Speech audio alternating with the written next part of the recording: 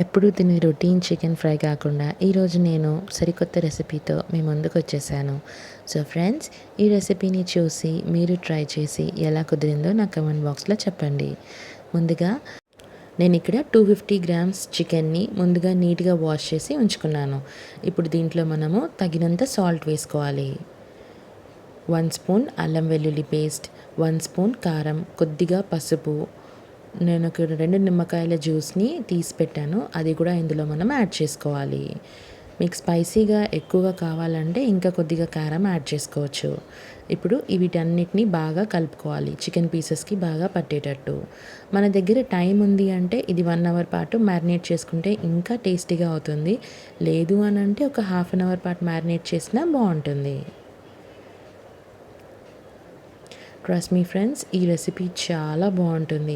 ఎప్పుడు తినే routine chicken కాకుండా చికెన్ 65 అలా కాకుండా ఈ టేస్ట్లో ట్రై చేసి చూడండి.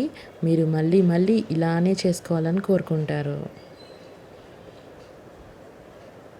ఈ విధంగా బాగా కలిపేసుకొని, పీసెస్ కొంచెం పెద్దగా ఉంటేనే బాగుంటుంది. మరి ఈ విధంగా కలుపుకొని దీన్ని మనము హాఫ్ అన్ అవర్ పాటు పక్కన పెట్టుకోవాలి. ఇప్పుడు దీనికి మెయిన్ ఇంగ్రీడియంట్ ఈ మసాలాని ప్రిపేర్ చేసుకోవాలి. ఈ మసాలాతోటి దీనికి టేస్ట్ అనేది వస్తుంది. దీనికి ఒక 10 వెల్లుల్లి, ఒక 1 స్పూన్ ధనియాలు, మీకు స్పైసీగా కావాలంటే 2 రెడ్ చిల్లీస్, కొంచెం గరం మసాలా వేసుకోవాలి, హోల్ గరం మసాలా. దాంట్లో ఒక కాస్త పట్ట, 3 ఇలైచీలు, 3 లవంగాలు, 3 పెప్పర్, ఇవన్నీ వేసుకొని మనం కోర్స్గా గ్రైండ్ చేసుకొని పక్కన పెట్టుకోవాలి. దీన్ని మెత్తగా చేసుకోవద్దు, మామూలు కొంచెం కోర్స్గానే ఉంటే అప్పుడు టేస్ట్ బాగా వస్తుంది. ఇప్పుడు మనము స్టవ్ ఆన్ చేసి ప్యాన్ పెట్టుకొని అందులో కాస్త ఆయిల్ వేసుకొని సన్నగా కట్ చేసుకున్న ఒక ఆనియన్ని వేసుకొని ఇది డార్క్ గోల్డెన్ బ్రౌన్ వచ్చేంత వరకు ఫ్రై చేసుకోవాలి. ఈ విధంగా ఫ్రై చేసుకున్నాక ముందుగా మనం మ్యారినేట్ చేసి ఉంచుకున్న చికెన్ని ఇప్పుడు ఇందులో వేసుకొని దీన్ని కాసేపు ఫ్రై చేసుకోవాలి. ఈ ప్రాసెస్ అంతా కొంచెం సిమ్లోనే పెట్టుకొని మూత పెట్టుకొని ఫ్రై చేసుకోవాలి. చికెన్లో వచ్చిన వాటర్ తోటే చికెన్ అనేది కుక్ అయిపోతుంది. సో ఎక్స్ట్రా వాటర్ అనేది యాడ్ చేయాల్సిన అవసరం ఉండదు. ఇప్పుడు ఒక 10 మినిట్స్ అయిన తర్వాత ముందుగా మనం ప్రిపేర్ చేసి ఉంచుకున్న మసాలాని ఈ చికెన్లో వేసుకొని బాగా కలుపుకోవాలి.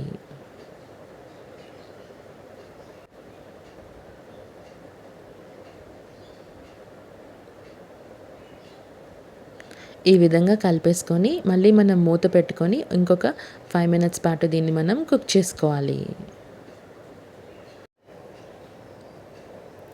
ఇలా మనం 5 మినిట్స్ అయిన తర్వాత మళ్ళీ మూత తీసి చూద్దాము.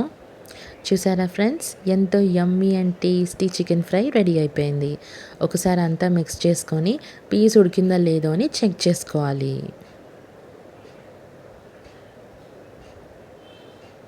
ఈ విధంగా చూసారా, పీస్ కూడా బాగా ఉడికింది. ఇది చాలా జ్యూసీగా చాలా టేస్టీగా ఉంటుంది. సో ఇప్పుడు దీన్ని మనము స్టవ్ ఆఫ్ చేసి సర్వింగ్ ప్లేట్లోకి తీసుకుందాము. ఎంతో యమ్మీ అండ్ టేస్టీ గార్లిక్ చికెన్ మనకు రెడీ అయిపోయింది. ఈ డిఫరెంట్ రెసిపీని మీరు ట్రై చేసి ఎలా కుదిరిందో నాకు కమెంట్ బాక్స్లో చెప్పడం అస్సలు మర్చిపోకండి.